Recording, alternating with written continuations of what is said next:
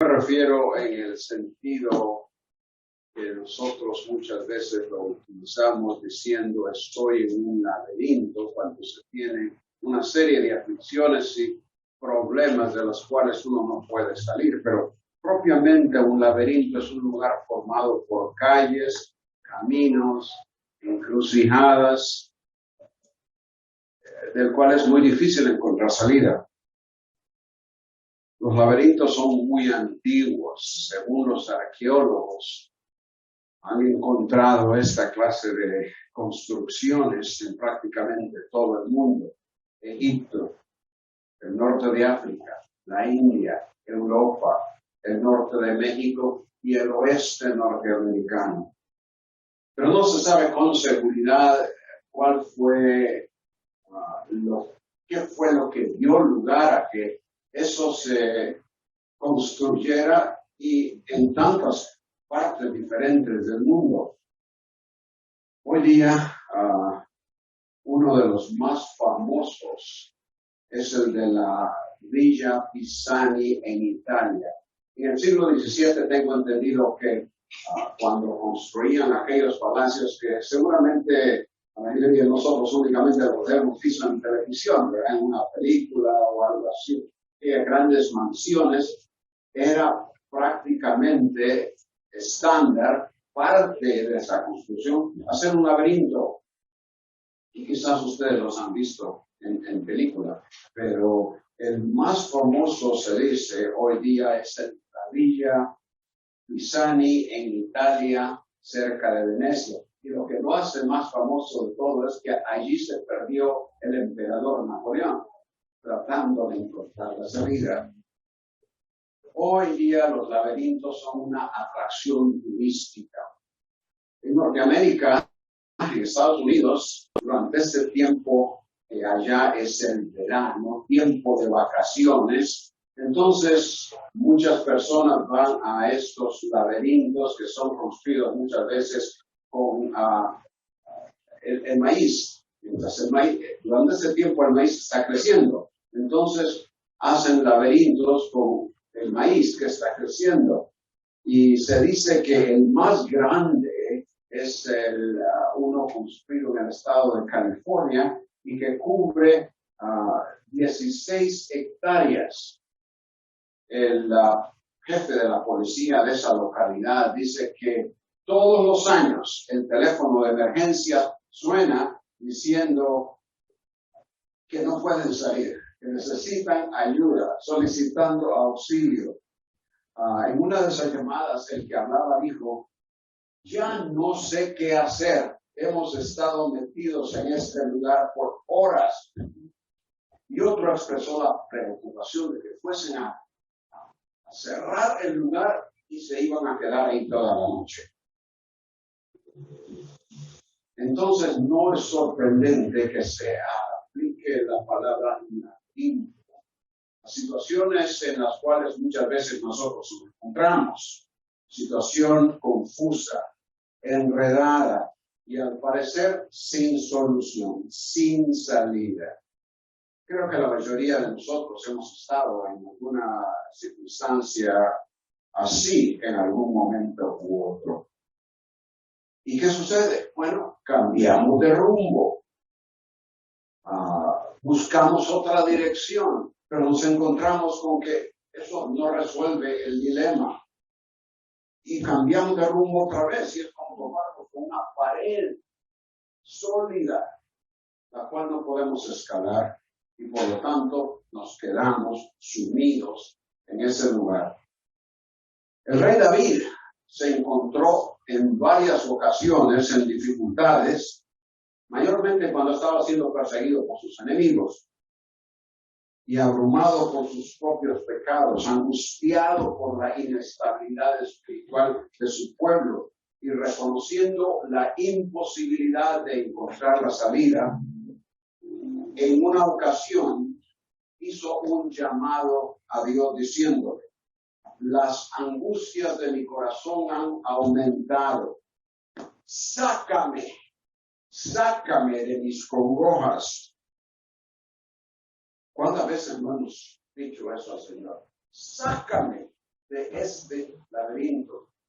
Y esa es la situación que encontramos en el capítulo 3 de Lamentaciones.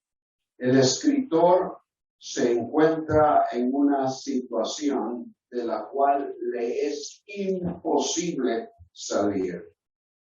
En esta primera hora vamos a estar viendo los versículos 1 al 9 y creo que allí la mayoría, si no todos, tienen el bosquejo. El resumen para este bosquejo es así, para los versículos 1 al 9. El escritor sabe que su aflicción se debe a la ira divina. Él reconoce eso, que es porque Dios está ejecutando disciplina sobre su pueblo que esta situación se ha dado. Su vida se ha entenebrecido, sintiendo la mano de Dios continuamente contra él, golpeado, amargado, fatigado, como que si ya estuviese muerto en un lugar tenebroso del cual no puede escapar. Entonces pide auxilio, pero Dios no le responde.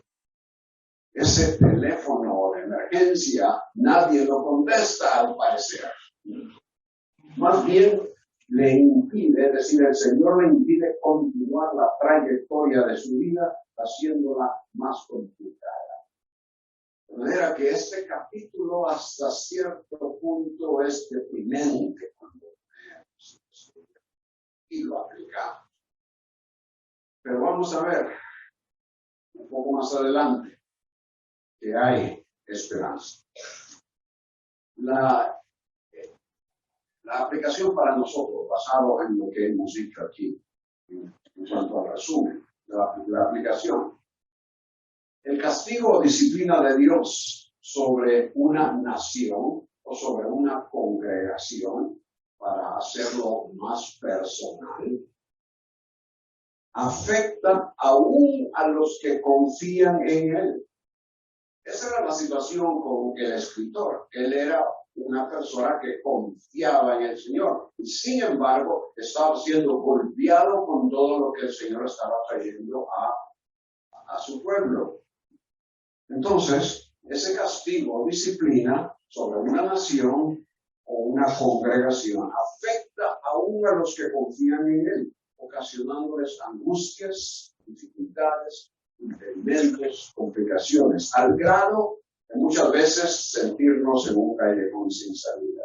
El primer punto que vamos a ver en los versículos del 1 al 3 es imposible escapar, y aquí quisiera que si tienen su lápiz ahí, espero que lo tengan, hagan una corrección. Vamos a agregar algo. Es imposible escapar el efecto de la mano de Dios cuando Él ejerce disciplina. Los versículos 1 al 3 dicen: yo soy el hombre que ha visto la aflicción. Bajo la vara de su furor, Él me ha llevado y me ha hecho andar en tinieblas y no en luz. Ciertamente contra mí ha vuelto y revuelto su mano todo el día. Con la muerte de muchos, el exilio de otros, la destrucción de la ciudad y del templo, los que quedaron en Jerusalén estaban desalentados al no encontrar salida de aquella situación, como hemos mencionado en varias ocasiones. Esos pocos sobrevivientes que allí quedaron fueron amenazados con la muerte a causa de la hambruna, la escasez, la falta de alimentos. Tratando de salir de eso, encontraban que no podían. En su lamento, él escribió en el versículo 1, una vez más: yo soy el hombre que ha visto. Y obviamente, al decir ha visto, no solo se refiere al hecho de visualmente observar la difícil y podríamos decir caótica situación en la cual el pueblo se encuentra, y él mismo, no solo es, sino que solo ver, sino experimentar. Yo he visto, porque noten como dice, la aflicción, sabemos lo que aflicción es, una situación en la que nuestro interior siente el peso, la dificultad, la problemática, la imposibilidad de resolver algo. Esa es aflicción. Pero no solo es una aflicción de, podríamos decir, de mente. Noten cómo dice, bajo la vara de su furor. No sé cuántos de los que están aquí han experimentado vara. En generaciones anteriores eso era muy común. Hoy día, si usted saca la vara para sus hijos, hágalo muy en privado, porque si no, alguien lo mira y llama a la policía. Entonces usted es culpable y termina unos cuantos días en la policía. Pero el Señor usa vara. Y esta vara era fuerte. Y el escritor la había experimentado. Haber visto la aflicción, como dije, no solo era haber observado y contemplado esa devastación, era experimentar todas las dificultades y el dolor que el resto de la población estaba experimentando. Ahora, haber visto la aflicción bajo la vara de escritor es sencillamente una introducción a lo que él sintió. No sé si es necesario bajarle un poquito el número, porque siento un ahí que quizás molesta. Decíamos que esto era apenas una introducción de todo lo que va a continuar siendo. Él va a explicar en el resto de los versículos en qué consiste esa vara, cómo es que él ha experimentado tal cosa. Y todo lo sucedido era la expresión de la santa ira de Dios. Cuando dice la vara de su furor, es la vara de su ira, una ira santa, una ira justa, que se manifiesta a causa de todo lo que el pueblo había hecho o no hecho en relación a su desobediencia al Señor. Ahora, aunque él personalmente obedecía y servía al Señor, todo el que vivía en las inmediaciones de Jerusalén era parte de la población y por lo tanto experimentó los sucesos. ¿Cómo escapar? Era imposible. Entonces, como dije, hizo una serie de declaraciones expresando cómo fue ese sentido. En el versículo 2 dice, él, noten cómo comienza con él. Un poco más adelante, en el versículo 10, vamos a ver que los traductores también han incluido él. Y la idea es que todo lo que él va a describir, que le ha causado sufrimiento al pueblo y por lo tanto a él, que es parte de ese pueblo, ha sido realizado por el Señor. Él me ha llevado y me ha hecho andar en tinieblas y no en luz. Con todo lo sucedido, los que quedaron en Jerusalén seguramente buscaban cómo salir de su desesperante situación.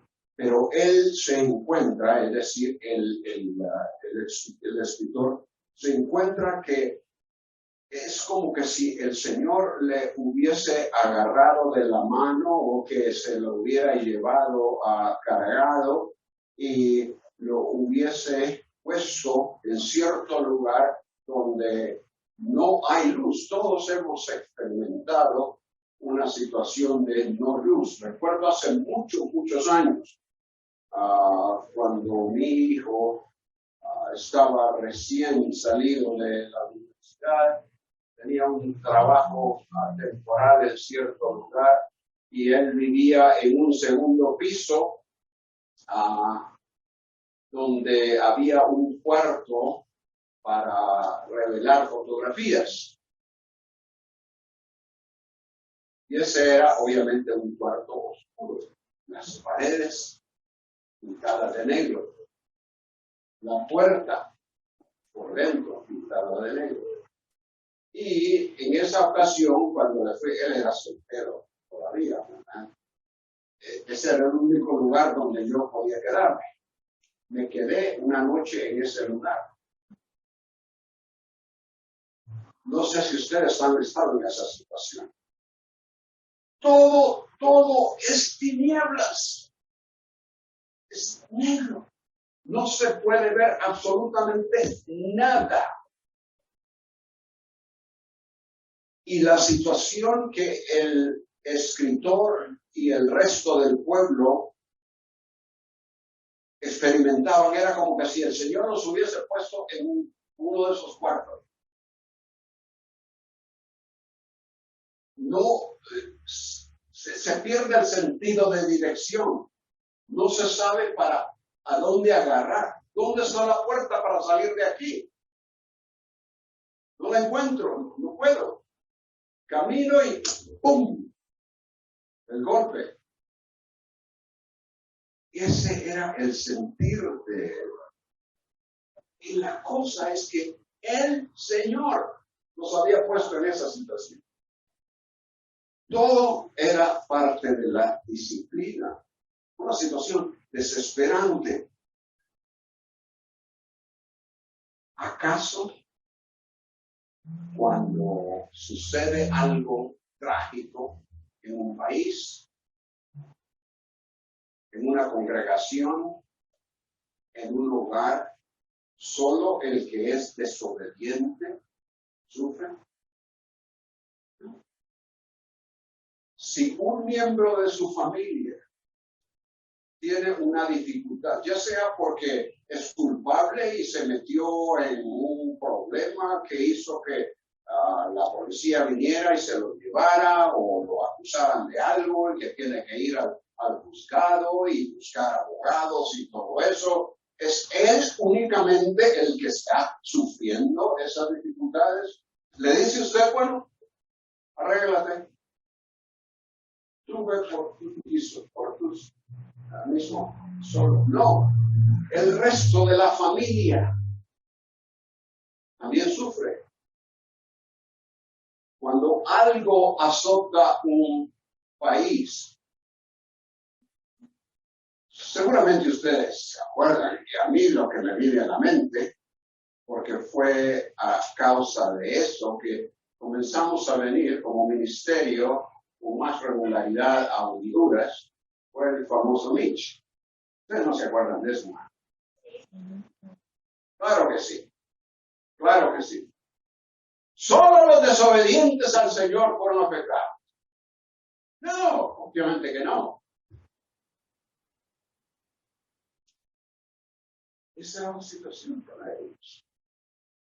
El Señor estaba ejecutando disciplina sobre el pueblo y aún aquellos que eran obedientes a Él, como era obvio que el escritor de Lamentaciones, ¿verdad?, estaba siendo sujeto también a alguna forma de aprendizaje que en esos momentos él no entendía. Y por lo cual encontramos quejas que él expresa. Era imposible para los sobrevivientes no experimentar esos problemas. En el versículo 3 dice, ciertamente contra mí se ha vuelto y revuelto su mano todo el día. El escritor sintió que la presión de todo lo que el Señor había ocasionado en forma de disciplina era algo continuo.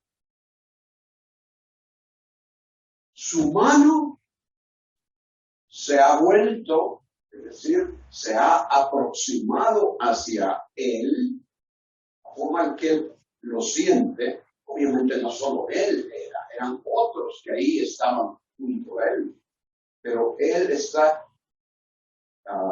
expresando su sentir. La mano del Señor él sentía que se había aproximado, no para consolarlo en esos momentos, sino para golpearlo. Y no solo una vez, sino que regresaba y se ha revuelto una vez más.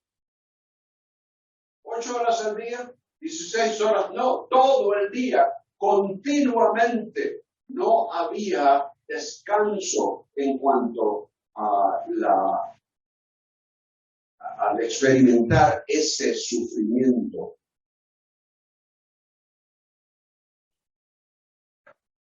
El tiempo pasaba y la esperanza de una mejora parecía desvanecerse.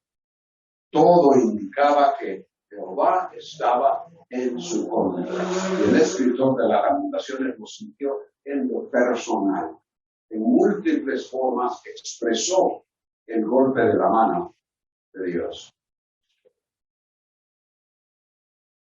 Sí en la congregación, sí en la familia. Me refiero ahora a la familia cristiana. Algo sucede. Un pecado que se prolonga y del cual no hay arrepentimiento. ¿Será posible que el resto de la congregación o el resto de la familia no sienta los efectos? Claro que no. Claro que sí se sienten esos efectos. De manera que el efecto es imposible escapar el efecto de la mano de Dios cuando Él ejerce disciplina sobre un hogar, sobre una nación, sobre una congregación. En los versículos 4 al 6 tenemos que el efecto del castigo divino ocasiona decaimiento. Esa es la palabra clave, decaimiento en el desarrollo eficaz de la vida. Noten el versículo 4. Ha hecho, una vez más, todos estos verbos tienen como sujeto a Él, referencia al Señor. Ha hecho que se consuma mi carne y mi piel. La palabra consumir ahí literalmente es que se gaste, Y algo que nosotros entendemos mejor. Algo se gasta. ¿Qué quiere decir? Bueno, pues que está desapareciendo. O algo está gastado y ya no hace el contacto con algo para poder ser eficaz. Por lo tanto, decimos, hay que cambiarlo, si es posible. Tengo aquí una cadera que está gastada.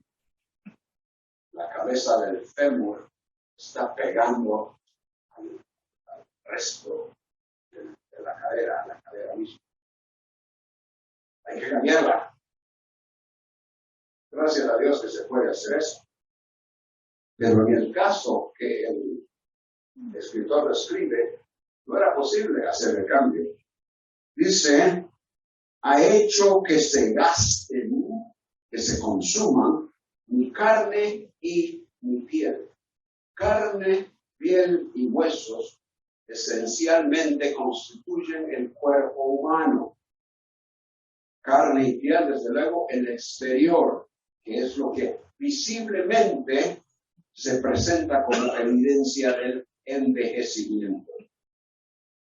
Lo que aquí tenemos es que el escritor en circunstancias decadentes describe en términos de una persona que confronta las limitaciones del envejecimiento y en última instancia la muerte. Como hemos dicho, la carne y piel, la parte exterior que visiblemente presenta o representa la evidencia del envejecimiento. Los músculos pierden la firmeza de la juventud y la piel se arruga. Por más que se trate de poner cremas ahí y esto y el otro, o ir a un cirujano que le extienda.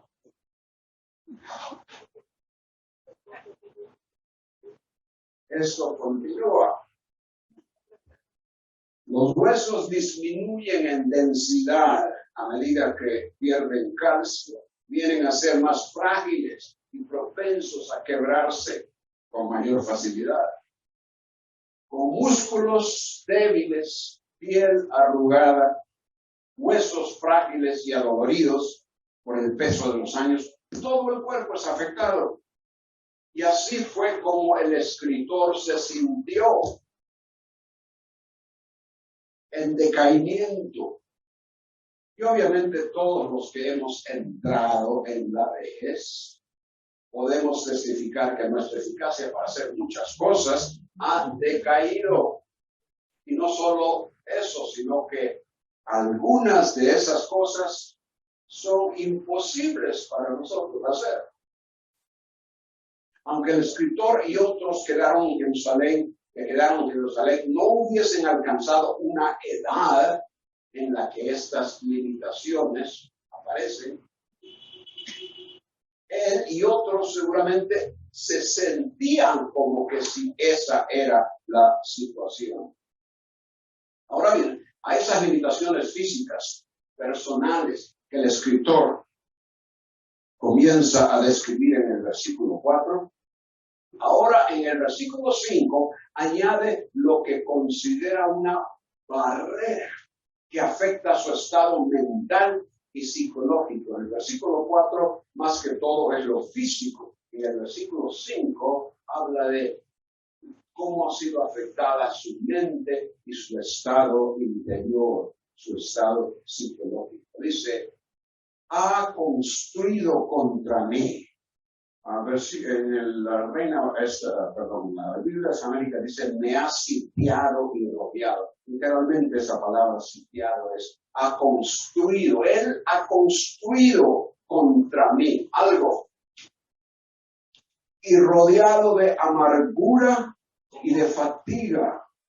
Lo que esta comunica es que junto a la imposibilidad de salir de la situación en la que se encuentra, él siente que Dios ha construido una barrera alrededor de él.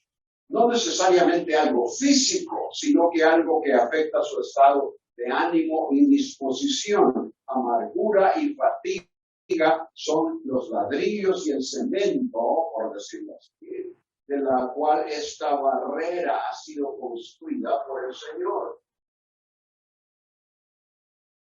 Uno de los aspectos más difíciles en la ancianidad, en la edad avanzada, es reconocer y aceptar que hay cosas que ya no se pueden hacer.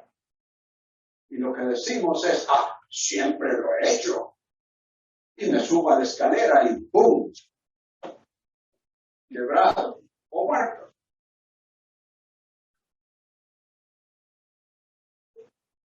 Cuando el anciano finalmente se da cuenta que esa es la realidad, que esas limitaciones están presentes, muchas veces se frustra, se enfada y desarrolla una actitud de amargura, de cansancio y desesperación que le ofusca y le causa desánimo.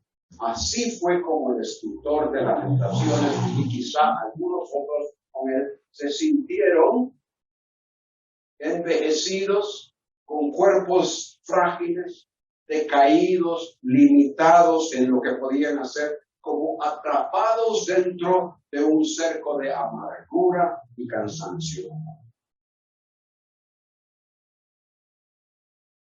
Pero ese decaimiento y encierro, en el sentido del escritor, no había concluido. El descenso en su capacidad continuaba en el versículo 6. En lugares tenebrosos me ha hecho morar, como los que han muerto hace tiempo. El escritor, aunque vivo, pensó ser víctima de la oscuridad de la muerte. Haber sido sometido a la disciplina de Dios que vino sobre todo Judá y los habitantes de Jerusalén, inició un decaimiento en él que limitó su capacidad para poder salir de aquella situación. Un decaimiento como el que paulatinamente van experimentando las personas en su vejez y que llega a su término final con la muerte. A medida que los años pasan, bueno, ya dentro de unos días voy a cumplir años.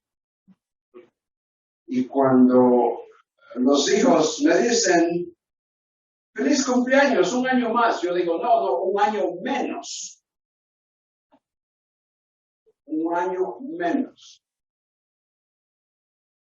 Y ya que hemos llegado a esa edad, de una forma u otra, inevitablemente,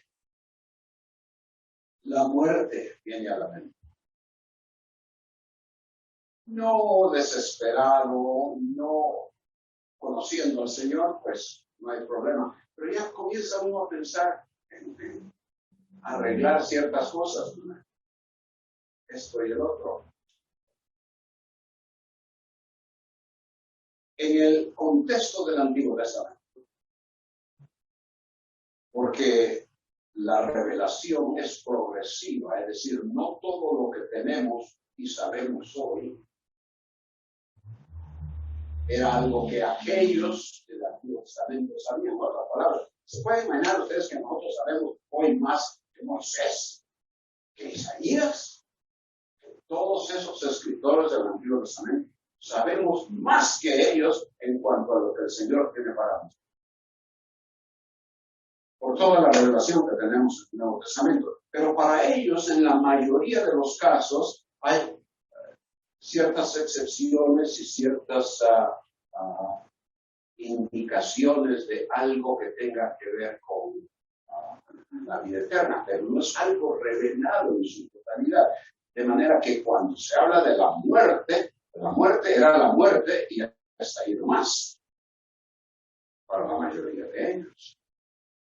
De manera que cuando él dice, en lugares tenebrosos me ha hecho morar, como que si ha estado en la tumba por mucho tiempo, como los que han muerto hace tiempo. ¿Y qué sucede con los que han muerto hace tiempo? Pues no se mantienen, sino que se van desintegrando. Y él siente esa situación. El escritor siente que la disciplina del Señor, ese castigo sobre el pueblo que había sido desobediente, es algo que también le ha afectado a él. El efecto de la disciplina divina hace decaer el desarrollo normal de la vida. Le era prácticamente imposible para él continuar funcionando de una forma. Y es así con nosotros. Si por una razón u otra que no sabemos, el Señor permite que perdamos el trabajo y eso se extiende por un tiempo, se nos imposibilita encontrar otro trabajo. ¿Acaso no podemos entrar en un estado de depresión sintiendo que somos inútiles? Todo lo que concierne a las actividades y responsabilidades diarias entran en decaimiento. Las relaciones con los demás son afectadas. ¿Qué si el esposo, la esposa, el hijo, una hija desarrollan una enfermedad que requiere un largo y caro tratamiento? ¿Qué si por más que hacemos no parece haber mejoría? Obviamente somos afectados. ¿Y qué diremos si el Señor disciplina a la iglesia a causa de un líder, o una familia, o un miembro que ha causado reproche al nombre del Señor? Esa iglesia no puede continuar su ministerio tal como lo estaba haciendo, como que si nada hubiera pasado. Imposible.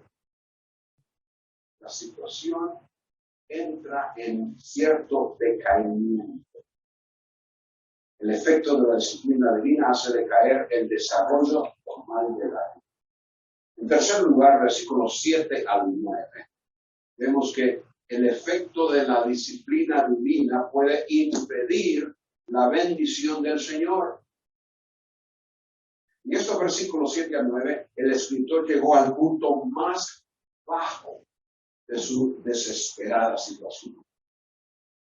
Es cierto que anteriormente expresó estar como en la oscuridad de la muerte, como que si hubiera estado ahí ya por largo tiempo, como los muertos mismos, sin poder mejorar su condición. Pero esa fue una comparación. Se sintió como que si tal cosa hubiese sucedido. En los versículos 7 al 9 llegó a la conclusión de que aunque vivo y con cierta capacidad para aplicar esa capacidad y salir del encierro en el que se encontraba, que eso le era imposible porque Dios lo estaba bloqueando.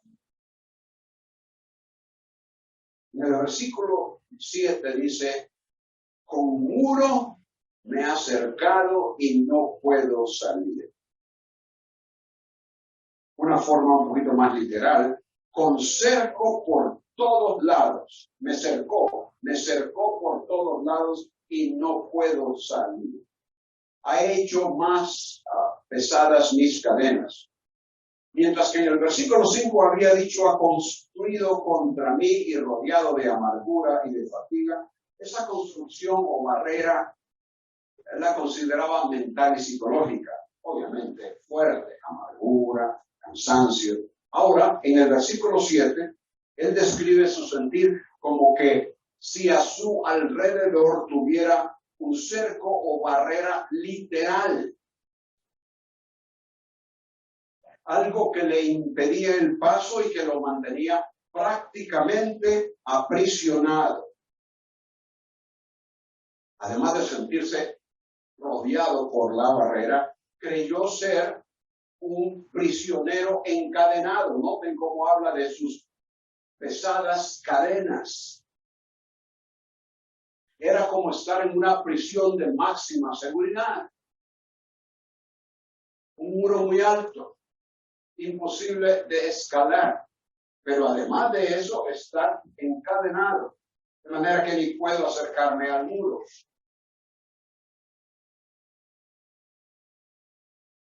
Deseando ser librado de aquel confinamiento, supo que él no podía salir por sí solo. Alguien tenía que ayudarlo. Y en todo lo sucedido, él llegó al punto de reconocer que era el poder de Dios actuando, lo único que lo podía sacar. Como el poder de Dios había traído la disciplina sobre el pueblo, que le incluía a él y los pocos sobrevivientes que habían quedado en Jerusalén. Como el Señor había ocasionado todo eso con su poder, él vino a la conclusión de que ese mismo poder era lo único que le proveería la salida. Y por lo tanto, podemos ver en el versículo 8 que clamó al Señor.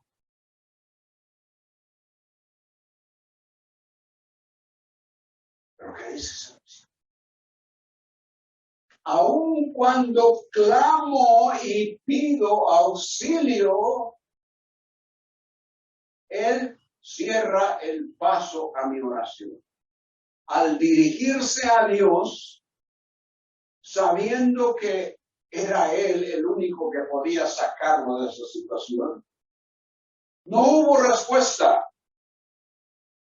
Es difícil humanamente entender el estado de ánimo del escritor cuando dijo, aún cuando clamo y pido auxilio, Él cierra el paso de mi oración. En ese momento la oración no fue contestada. La liberación que él deseaba y la cual solicitaba no se realizó. Por lo que su percepción fue que su oración no encontraba entrada al trono celestial ante la presencia de Dios. Para nosotros eso nos parece extraño. Un hombre que servía al Señor y que por residir en Jerusalén fue afectado por la disciplina que el Señor trajo al pueblo desobediente. Debería él encontrarse atrapado en el sufrimiento, aunque no hubiese sido partícipe en la rebeldía por la que el juicio llegó a Jerusalén. Tengamos en cuenta la aplicación que derivamos de este pasaje y que lo mencionamos al principio, después de haber hablado del resumen. La aplicación. El castigo o disciplina de Dios sobre una nación, hogar o congregación afecta aún a los que confían en Él, ocasionándoles angustia, dificultades, impedimentos y complicaciones al grado de sentirse en un callejón sin salida. Aquí entra el aspecto social o colectivo. Cuando algo sucede, como ya hemos dicho, en una sociedad, en una institución, en un organismo o unidad familiar, todos sufren, aunque no todos necesariamente sean responsables por lo sucedido. Pensemos en el caso de Job. Si no fuera porque Dios nos ha suplido al principio del libro el intercambio entre Él y Satanás, no sabríamos nosotros la razón. Y Job no había leído el capítulo 1. No se daba cuenta de lo que había sucedido. Sus hijos e hijas perecieron sin que el texto nos dé una indicación de que eso hubiese sido el resultado del castigo de Dios.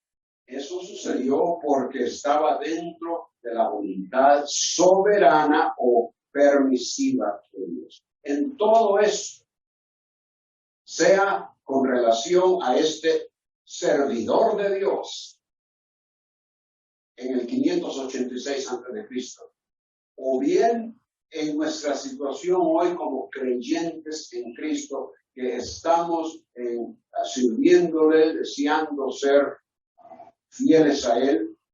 En todo eso entra la voluntad soberana o permisiva de Dios en el desarrollo de su plan, inexplicable para nosotros, pero que no nos corresponde preguntar por qué.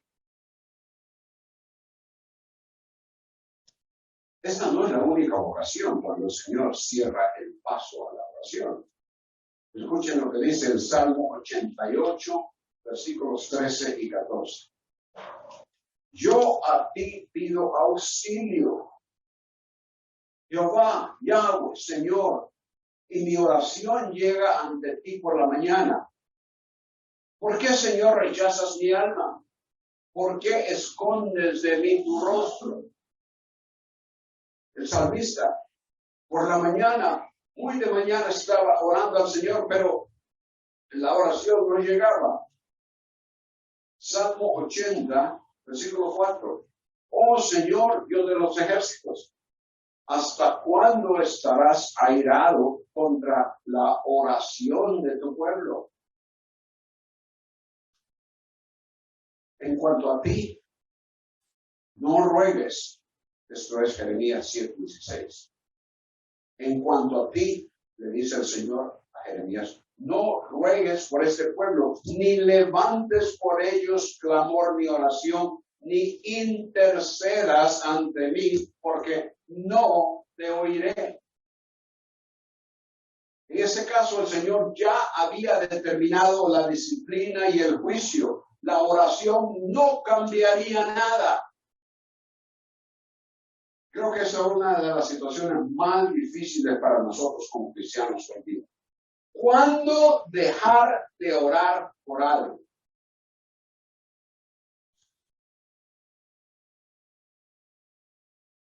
En este caso, el Señor específicamente le dijo a Jeremías, ya no más, ya no ores.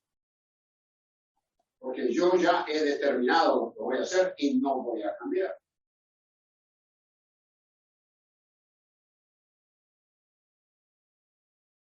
En el versículo 9, leemos, cercó mis caminos con piedra labrada. Ha cercado mis caminos con piedra labrada. Torció mis senderos. La Biblia de las Américas dice ha hecho tortuosos, menos es la idea de tortuoso, algo que va para aquí y para allá. Torció mis senderos, más literalmente. Aquí él continúa explicando la imposibilidad de que el Señor responda y la forma como el Señor ha actuado en contra de él, según su percepción. Ha cercado mis caminos con piedra labrada. Interesante que mencione piedra labrada, y la idea de eso es que es un muro bien construido. No solo es de poner una piedra encima de la otra, son piedras labradas que encajan la una con la otra. El Señor, en la mente de ese hombre, ha tomado el tiempo para construir algo que verdaderamente va a ser imposible para mí escalar y salir. Y cuando voy tratando de encontrar una salida, esos caminos están torcidos. Quiere decir que voy para acá y luego voy para allá y tengo que doblar otra vez. ¿Y dónde está la salida? Es un verdadero laberinto el que el Señor ha construido para evitar que yo pueda encontrar solución a la situación en la cual me encuentro. Todo paso o rumbo que tomaba para encontrar la bendición del Señor, que le sacara de su angustia, no le daba el resultado que deseaba y permanecía en la misma condición. Quizás usted se haya encontrado en una situación así. Podría ser el efecto de la disciplina del Señor sobre usted. O si no, los efectos de la disciplina del Señor sobre su hogar. Eso puede también, como hemos dicho antes, suceder a nivel de iglesia. La congregación no encuentra la bendición del Señor porque Él está ejerciendo disciplina sobre la congregación o sobre algunos miembros, particularmente los que están en posición de liderazgo. Dios trae dificultades para los que le desobedecen y necesitan disciplina o castigo, pero esas dificultades también afectan a los que confían en Él y hacen su voluntad, pero que son parte de esa unidad. En su soberanía, el Señor desarrolla su plan perfecto, el cual nuestra mente no puede siempre discernir. Si conocemos al Señor Jesucristo, entonces tenemos que confiar que para todo suceso en la vida Dios tiene un propósito que en su tiempo realizará. Los apóstoles, los discípulos, sufrieron dificultades, toda clase de obstáculos. Y así sucede con el cristiano hoy. Pedro instruyó que ningún cristiano debe de sufrir como homicida o ladrón o malhechor o entrometido o cosas similares, dice. Pero que quien sufre como cristiano, se da por sentado que el cristiano ha de sufrir. Quien sufre como cristiano, que no se avergüence, sino que como tal glorifique a Dios. De manera que los que sufren conforme a la voluntad, dice Pedro, encomienden sus almas al fiel Creador haciendo el bien. Pero si como la mayoría en Jerusalén, que continuamente desobedeció al Señor, no hemos respondido a su mensaje, si Él está ocasionando o permitiendo dificultades en nuestra vida, es porque Él desea llamarnos la atención para que le escuchemos. Hemos dicho que el efecto de la disciplina divina puede impedir la bendición del Señor. Pero quisiera agregar algo. Sí, es cierto que la disciplina del Señor puede impedir su bendición. Pero para los que conocen al Señor, eso no es para siempre. Como había sucedido con este hombre que ha servido al Señor. No era para siempre. En los versículos 8 y 9, él se quejó diciendo, aun cuando clamo y pido auxilio, él cierra paso a mi oración. Cerró mis caminos con piedra labrada, torció mis senderos. ¿Habría Dios de ignorar a su siervo para siempre? Todos nos hemos encontrado con que intentando ir de un lugar a otro, y lo he visto aquí estos días que hemos estado en Tegucigalpa, intentando ir de un lugar a otro, nos llegamos a una calle que está cerrada. Y nos desviamos para buscar otra manera de llegar. Y nos damos cuenta que allí también hay un bloqueo. Generalmente hay una razón para el cierre de una calle o el bloqueo de otra. Algunas veces nos enteramos por qué y otras no. Pero se supone que ese cierre o bloqueo, una vez que el propósito se realice, que ese bloqueo va a ser levantado y el paso será abierto. Una vez más. Cuando la oración del que es hijo de Dios por haber puesto su fe en Jesucristo, no parece encontrar paso hacia el trono de Dios, es porque Él tiene una razón. Un propósito que nosotros desconocemos en ese momento o que sabiéndolo hemos voluntariamente ignorado lo que se requiere de nosotros. El Señor es quien construye y repara nuestras vidas y senderos. Él deseaba hacerlo en el pueblo de Judá y tenía un propósito para su siervo que oraba sin ocultar respuesta.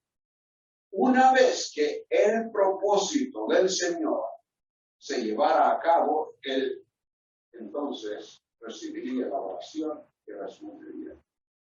Una vez que su propósito se lleve a cabo en nosotros, una vez que respondamos en la forma que Él desee, Él levantará el bloqueo. Y la vía para nuestra oración y comunión con Él, una vez más, estará libre.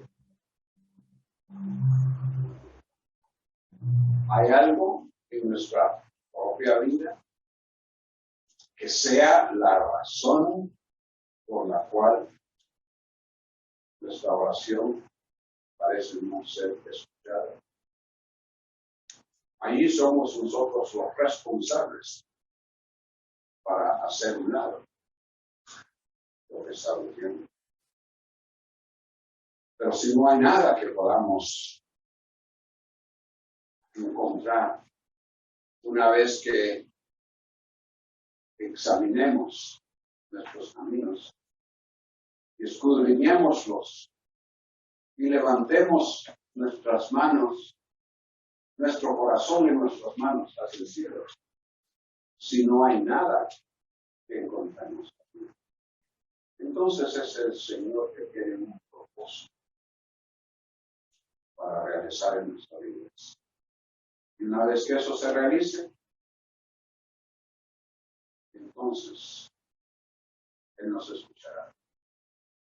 Oremos. Padre, confesamos que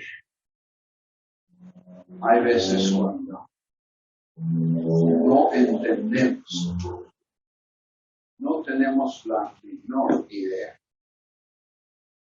de qué es lo que está sucediendo. Sabemos aquí algunos que hemos pasado circunstancias anteriormente muy difíciles y quizás habrá alguno presente que en estos momentos está atravesando una situación como la de este hombre que te servía, pero que no encontraba salida. Y al parecer tú bloqueabas toda situación. Señor, ayúdanos a examinarnos, a escudriñarnos y habiendo determinado que todo está bien, entonces, con sinceridad, levantar nuestro corazón hacia el cielo, hacia ti, para que tú hagas tu voluntad y realices el propósito que tienes en cada día. Gracias, Padre, porque podemos hacer eso. Porque la esperanza y la seguridad de tu presencia y de tu ayuda es real. En el nombre de Cristo.